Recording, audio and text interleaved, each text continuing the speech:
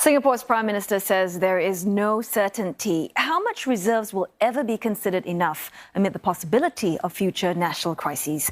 Loong spoke to CNA as part of unprecedented access into the country's vault. He provided a case in point, Singapore's battle against COVID-19, the storm of the century. Geraldine Yap with more. CNA was granted unprecedented access to a vault containing one part of Singapore's reserves. The vault is filled with trays like this, each holding up to 20 gold bars, and every bar is worth close to 800,000 US dollars. This is just some of the gold Singapore has accumulated since it first bought gold in 1968. In an exclusive interview with CNA, Prime Minister Hsien said he can't disclose the exact size of the reserves, which, aside from gold, are made up of other assets. But he gave some idea. It's enough to substantially support the government budget each year through the Net Investment Returns Contribution, or NIRC, which is equivalent to 3.5% of Singapore's GDP. 3.5% is a lot of money. It's equal to getting more than one ministry for free. Supposing you didn't have NIRC, contribution from the reserves, you can make it up, double your corporate income tax, or more than double your personal income tax. So instead of 21%, you'll be charging maybe 42% at the top. Or you can push up your GST. By how much?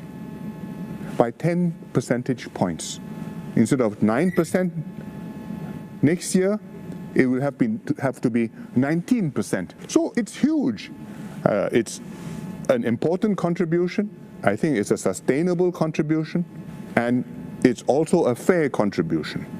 The government can spend up to half the investment returns from the reserves. The other half goes back and is reinvested for the future by GIC, Temasek Holdings and the Monetary Authority of Singapore. This formula was suggested by former President Ong Teng Cheong. Mr. Lee said the biggest misconception people have is that there is enough in the reserves. How much is enough? If I have more than that, I can spend it. If I have less than that, well, maybe I hope to get there. I don't know how much is enough. There is no such idea of how much is enough.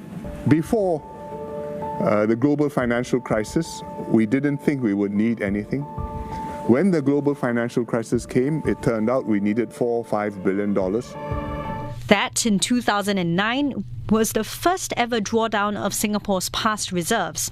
It was used to fund support measures amid prospects of a prolonged recession.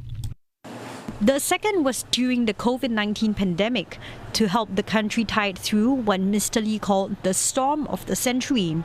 It also allowed Singapore early access to vaccines, which he said cost about $1 to $2 billion.